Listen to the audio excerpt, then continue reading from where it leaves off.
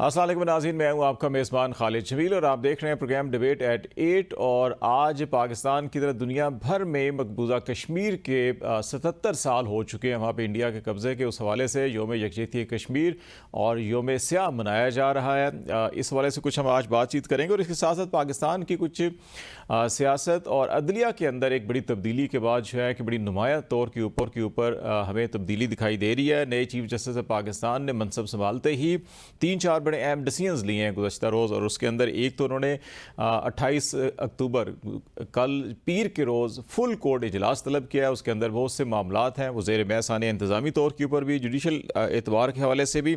और फिर नवंबर के पहले हफ्ते में दो बड़ी अहम जो है कि वो जुडिशल साइड के ऊपर जो है कि वो एक्टिविटीज़ होनी है। एक, मुल्क भर के अंदर इंसदाद दहशत गर्दी की अदालतों की जो प्रोग्रेस है उस हवाले से तमाम जो उनके इंतज़ामी जज साहिबान हैं उनको मीटिंग बुलाई गई है 7 नवंबर को। और उसमें ये कहा गया कि वो तमाम केसेस का रिकॉर्ड और अमल दरामद रिपोर्ट जो है वो लेकर आएँ। और फिर 8 नवंबर को सुप्रीम जुडिशल कौंसिल का जो जजेस का एहतसाब करती है, जितनी भी शिकायत जजेस से मुतल्लिक हों वो उस कौंसिल में आती हैं और उसका इजलास भी 8 नवंबर को बुलाया गया, जो इस चीज़ की अक्कासी कर रही है कि शायद चीफ जस्टिस साहब शुरू में ही जितने भी केसेस हैं उनको निपटाना चाह रहे हैं कि अगर किसी ने कोई करप्शन की है या किसी के खिलाफ जो मिसकंडक्ट की शिकायत हैं तो उनको निपटा लिया जाए, अगर जायज़ हैं तो उनको हटा दिया जाए, अगर जायज़ नहीं है तो ताकि ये मामला जो है कि इल्ज़ाम तराशी के ख़त्म हो जाएं। और फिर दहशतगर्दी के हवाले से मुल्क भर के अंदर बड़े संगीन वाक़यात भी हुए हैं और इस हवाले से बहुत सी सियासी इल्ज़ाम भी और जवाब इल्ज़ाम होता है एक दूसरे के खिलाफ सियासी जमातें भी करती हैं।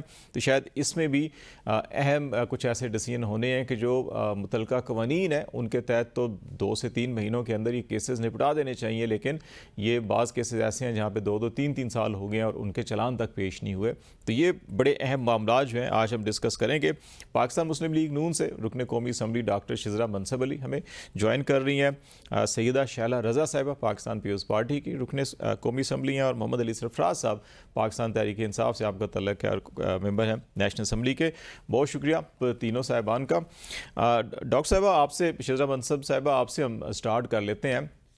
26वीं तरमीम हुई और उसके नतीजे के अंदर ये पहली बार पैनल ऑफ जजेस आया और उसमें से इंतखाब किया गया और उन्होंने अभी जो पहले दिन तमाम इक़दामात लिए हैं, आप समझते हैं कि इन इक़दामात से कुछ इस किस्म की इंडिकेशंस मिल रही है कि जो शिकायत हमें माजी में अदलिया से रही हैं उन शिकायत का अजाला होएगा और शायद अदलिया जो है कि एक सही सिमत के ऊपर जाएगी और अगर अदलिया सही सिमत पर हो तो ख़ुद ब खुद इंसाफ की फराहमी और इंसाफ की फराहमी के साथ साथ जो है कि बाकी तमाम मामला, चाहे वो सियासी इस्तेकाम हो, माशी इस्तेकाम हो, माशरे के अंदर अमन मान के मामलात हों, वो सारे के सारे ठीक हो जाते हैं। तो आपको नज़र आ रहा है कि पहले दिन के इक़दामात जो हैं कि कोई सही डायरेक्शन में चल रहे हैं? जी, बहुत शुक्रिया। देखिए, आईनी तरमीम के बाद ज़ाहिर है नए चीफ जस्टिस आए हैं। जो इससे पहले हालात थे सुप्रीम कोर्ट के, वो हम सबके सामने थे। पिछले चीफ जस्टिस के आने से पहले ही अदलिया में बहुत ज़्यादा डिवीजन नज़र आ रही थी और बहुत ज़्यादा ओवर रीच भी थी। जुडिशल ओवर रीच के हमने एग्जाम्पल्स देखे, हमने आइन को रीराइट करने के एग्जाम्पल्स देखे और अदलिया में रिफॉर्म्स की जरूरत थी क्योंकि हमारी अदलिया अनफॉर्चुनेटली इंटरनेशनली लोएस्ट जो 5 या 6 उसका रैंक आता है, जो कि बहुत ही अफसोसनाक और तशवीशनाक बात है। तो आईनी तरमीम के जरिए जो रिफॉर्म्स हम इस वक्त लाना चाह रहे थे उसकी बेहद जरूरत थी। मैं ये समझती हूँ कि इस वक्त जितने भी हमारे सुप्रीम कोर्ट के चीफ जो जस्टिस हैं बहुत अपराइट, बहुत एक्सपीरियंस्ड, बहुत अच्छे उनके लोग हैं। उनके फैसलों के जरिए हम देख चुके हैं और इस वक्त जो हमारे चीफ जस्टिस हैं उनके बारे में यही कहा जाता है कि वो बहुत आइन और कानून के दायरे में रह के हमेशा उन्होंने फैसले किए हैं और उनकी एक इंडिपेंडेंस के बारे में लोग कहते हैं। तो इस वक्त उनके पास चैलेंजेस तो जरूर हैं कि जिस तरीके से एक डिवीजन नजर आती थी सुप्रीम कोर्ट में, उसको कैसे खत्म किया जाए। उनकी एडमिनिस्ट्रेटिव प्रावस भी हम सारी कौम देख रही है कि किस तरीके से आती है। तो मैं समझती हूँ उन्होंने आते साथ जो इकदाम लिए बहुत और उनके जरिए जो पार्लियामेंट जो चाहती थी कि इस तरह से जुडिशरी चले जिसमें कि हर कोई अपना रोल, हर इदारा अपना रोल अदा करे, नंबर 1। नंबर 2 ये कि अवाम के वो मुकदमे जो कि साल पड़े रह जाते हैं और अवाम जिस तरीके से इंसाफ के लिए इंतजार में रहते हैं, लोग मर जाते हैं और उसके बाद पता चलता है कि जेलों में कि वो बेगुनाह थे। तो ये चीजों को खत्म करना नहायत जरूरी था। तो मेरा ख्याल है कि वी कैन सी कि आगे सही सिमत में अब चीजें जा रही हैं और हमें अब जुडिशल मामलात में इस तरीके से जरूर बेहतरी नजर आएगी कि एक तो यूनिटी नजर आएगी और दूसरा आवाज की बेहतरी नजर आएगी। सही हो गया। मैडम शैला, आपका क्या चीफ जस्टिस आफरीदी साहब के पहले दिन के इकदाम जो हैं कि वो किस सिमत का तयन आपको फील हो रहा है, कि क्या फीलिंग है आपकी सुप्रीम कोर्ट से मुतल्लिक अभी? देखिए, वो अपना काम कर रहे हैं और अब उनको सिविलियन ही सारे मुकदमात की तरफ देखना है। कॉन्स्टिट्यूशनल बेंच बनेगा और वो फिर कॉन्स्टिट्यूशनल जो हमारे इश्यूज हैं, केसेस हैं, उनको देखेगा। और एक बड़ी एक्सरसाइज हुई है और उसके बाद इस नतीजे पे पहुंचे सब कि ये 26वीं आईनी तरमीम हुई।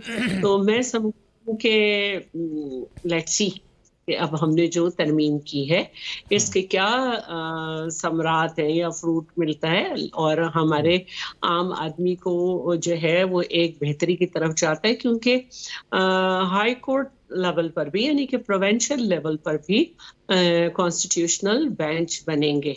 तो अच्छी बात है और हमारी ख्वाहिश है कि कुछ चले या न चले, ये एक बात कही जाती है, अदालती निज़ाम चलता रहना चाहिए। तो लोगों में जो बेचैनी होती है कि अदलिया सही काम कर रही है या नहीं, वो सही रहता है, वो सही रहता है। अच्छा, आपने कहा आईनी बेंच बनेंगे कॉन्स्टिट्यूशनल केसेस के। 5 रुकनी बेंच है जो कॉन्स्टिट्यूशन के तहत ये तय किया गया। अगर फ़र्ज़ करें कि फुल कोर्ट बैठ जाती है और कुछ चीज़ों के ऊपर कि अच्छा जी तमाम 16 जजेज़ या 18 जजेज़, 2 एडहॉक भी हैं, ये बैठकर कुछ बुनियादी सवालात या नुकात जो बहुत ज़्यादा एतराज़ किया जाता है, क्या आप समझते हैं कि वो सुन सकते हैं या नहीं? वो भी 5 जजेस को ही सुनना चाहिए? एक तय हुआ है कि हर सूबे से एक होगा और एक, ठीक है। तो जब ये आइन बना लिया, अवाम के इलेक्टेड नुमाइंदों ने बनाए, ठीक है, उन्हीं का काम है। फिर वो करेंगे तो क्या एक तरह से आप हम ये बता रहे हैं कि 17 लोग बैठ के आइन लिख सकते हैं और ये जो 342 की असेंबली है ये घास चरने आई है। सही, मतलब वो 5 ही होना चाहिए। मोहम्मद अली सरफराज साहब, आपके सामने ये नुक्ता नज़र, बुनियादी सवाल यही है कि जो चीफ जस्टिस ऑफ पाकिस्तान के पहले दिन के इकदामात और उनकी रोशनी में आपकी तवक्कुआत क्या है सुप्रीम कोर्ट से कि वो इंसाफ की फराहमी के लिए और आवाम को जो सारे के सारे मसाइल जो हैं कि साल केसेस चलते रहते हैं, उनके ख़ात्मे के लिए आप समझ रहे हैं कि मुस्बत डायरेक्शन के अंदर चीज़ें जाएंगी? अच्छा खालिद साहब, इस तरह है कि जी हम तो इन कॉन्स्टिट्यूशनल अमेंडमेंट्स के बिल्कुल खिलाफ थे, ना इन अमेंडमेंट्स की कोई ज़रूरत थी। ये पर्सन स्पेसिफिक काम था सारे का सारा। इसमें पीटीआई के मेंबर्स के लोग ज़मीर भी खरीदे गए। हम 1 महीना अभी बड़ी मुश्किल से आप घर वापस आए हैं क्योंकि अपने मुल्क में वी वर नॉट सेफ कि कब कौन अबडक्ट हो जाए, कि शरीफ आदमी की पगड़ी कब उछाली जाए। मेंबरान असेंबली के हालात ज़िंदगी, मेरा ख्याल है फ़लस्तीन में लोगों के शायद बेहतर होंगे, पाकिस्तान के मेंबरान असेंबली के जो कि हुकूमत में नहीं थे, उनके हालात ज़िंदगी सबको मालूम है कि अपने घर से किस तरह बेघर थे। उसके बाद जिस मौका पे ये अमेंडमेंट्स लाई गई और जिस तरह के ये कानून बनाए गए वो आप सारे जानते हैं। अब जो नए चीफ जस्टिस आए हैं, हाँ देखिए, हमारा उस वक्त भी किसी एक शख्स के लिए नहीं थी बात। हम तो ये कहते थे कि इन अमेंडमेंट्स की, जब पंजाब के अंदर आपकी छोटी कोर्ट्स के अंदर इतने केसेस पेंडिंग है, उनको छोड़ के ये खास उस वक्त पे ये काम किया जा रहा है जब चीफ जस्टिस काजी फायज ईसा साहब की रिटायरमेंट आ रही है, कि शायद गवर्नमेंट को इतना पर्पस सर्व करने वाला जज अब ना मिले, और मुझे यकीन है कि नहीं मिलेगा। जो काम काजी फायज ईसा साहब कर गए हैं वो मेरे ख्याल अब इस हुकूमत के लिए और शायद कोई शख्स ना कर सके। जिस तरह का उनको रिसेप्शन इंटरनेशनली मिला है और जिस तरह उनके दौरे हुकूमत के अंदर ही, मैं दौरे हुकूमत ही कहूंगा क्योंकि काजी फायज ईसा साहब की लगता है हुकूमत थी जो बेकरी पे डोनट वाले ने मुंह पे उनके लानत भी डाली। अब वो चले गए तो मेरे ख्याल में अब हम पे कंटेम्प्ट नहीं लग सकती, और वैसे भी कंटेम्प्ट का कानून भी खत्म कर दिया गया। वो वैसे मुनासिब नहीं लगता, तो बिल्कुल वैसे ही बेसरो सामानी की हालत में कर दिया गया। चले गए हो तो मेरे ख्याल ऐसे अल्फाज वैसे भी मुनासिब नहीं लगते। चले वो एक इंडिविजुअल एक एक्ट था, उसको हम छोड़ देते हैं।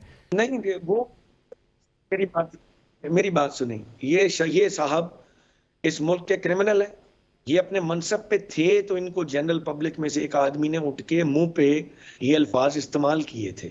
ये मनसब पे मौजूद थे जब इनके साथ ये हुआ। और ये क्यों हुआ? बिकॉज वो अपने मनसब के साथ जस्टिस कर नहीं रहे थे। अगर आप इस तरह के काम करेंगे, ओहदों का गलत इस्तेमाल करेंगे, तो लोगों को आप डरा धमका के चुप तो कर सकते हैं, लेकिन लोग फिर कभी ना कभी तो बातें निकलती हैं। अब वो गए हैं, जहाज चढ़े हैं, 24 घंटे नहीं वो इस मुल्क में गुजार सके। क्या ऐसी वजह थी? मियां नवाज शरीफ साहब को भी बड़ा बांध के इस मुल्क में रखा गया था। इधर से अमेंडमेंट्स पास हुई, वो अपने वतनों को चले गए और वो भी अपनी असल जगह पहुंच गए। काजी फायज ईसा साहब भी पहले 24 घंटे के अंदर ही क्या ऐसा गुनाह किया था कि इज्जतदार तरीके से अपने मुल्क में 2 दिन रह नहीं सके। ही न्यू कि मेरे साथ अब ये सब कुछ होगा, और वो होगा। वो दुनिया के जिस हिस्से में भी जाएंगे, अब वो चीफ जस्टिस नहीं है, लोगों को उनसे डर नहीं लगता। अब इंग्लैंड में एवन फील्ड अपार्टमेंट्स के बाद जो एहतजाज हो रहा है, वहां तो किसी को नहीं पकड़ा गया, वहां तो किसी को ज़दोकोब नहीं किया गया। बेसिक राइट है, लोग करते हैं। इस मुल्क में तो लोगों को फ्रीडम ऑफ स्पीच दिया ही नहीं गया। अच्छा, तो ये इतनी अली भाई जो इतनी चीफ तलखी जस्टिस बढ़ गई है, ये वैसे कम नहीं होनी चाहिए थोड़ी सी? भाईजान, भाई हमें आ रही तो नहीं आता। तलखियां ऐसे भी कम होती हैं कि आप लोगों के सर पे पिस्तौल रख के उनसे वोट लें, उनके जमीर खरीदें, लोग अपने घर ना जा सकें, और आप कहें जी हम तलखियां कम कर लेंगे। जब आप हर चीज को, हर कानून को तोड़ देंगे और आप कवानीन भी इस किस्म के बनाएंगे, आप चीफ जस्टिस साहब भी क्या करेंगे? उन्होंने प्रैक्टिस प्रोसीजर कमेटी के अंदर तो इट्स अ गुड जेस्चर कि उन्होंने सीनियर जजेस की इज्जत को कुछ बहाल करने की कोशिश की। कहां तक कर सकेंगे? कब वो अंडर प्रेशर नहीं आएंगे? हमारा कोई इशू, कोई जस्टिस याहिया अफरीदी का सुना है कि वो अच्छे जज हैं, लेकिन हम तो कहते थे कि कभी भी जो एग्जेक्टिव के नीचे जजेस की तकर्री आनी नहीं चाहिए किसी भी जज को। ये थर्ड पिलर ऑफ दी आप है एक, और इनको आजाद रहना चाहिए। अगर जजेस को पता हो कि हमें एमएनएस ने, सेनेटर्स ने, वजीर आजमों ने करना है, तो वो तो जैसे ही उनकी तकर्री का वक्त आएगा, सारे they would all start looking up to the prime minister और गवर्नमेंट की तरफ। ये तकर्री का जो प्रोसीजर था, हम उसके खिलाफ थे। हाँ, जस्टिस याहिया अफरीदी इस तासुर को जाहिल कर सकते हैं, लेकिन उनके पास भी लिमिटेड पावर्स हैं। अब जो बनेगी, शैला रजा साहबा ने जिस तरह कहा कि कॉन्स्टिट्यूशनल बेंच बनेगा, जिसको कॉन्स्टिट्यूशनल डिवीजन कहते हैं, उसको तो 13 मेंबर बनाएंगे। चीफ जस्टिस साहब के बस में कुछ होगा ही नहीं।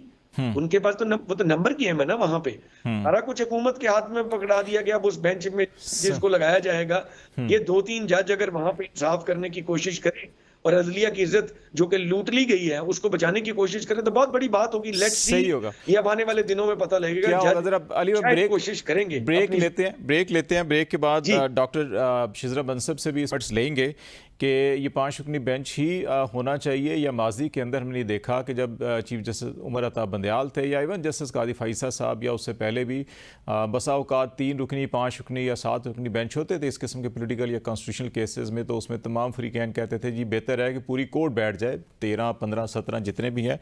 तो क्या ये तरीक़ाकार ठीक है, या 5 पे इत्तफाक किया जाए? और कुछ और दीगर सियासी मामलात इनसे जुड़े हुए हैं, उसके ऊपर हम बात करेंगे ब्रेक के बाद। नाज़रीन, हमारे साथ रहेगा।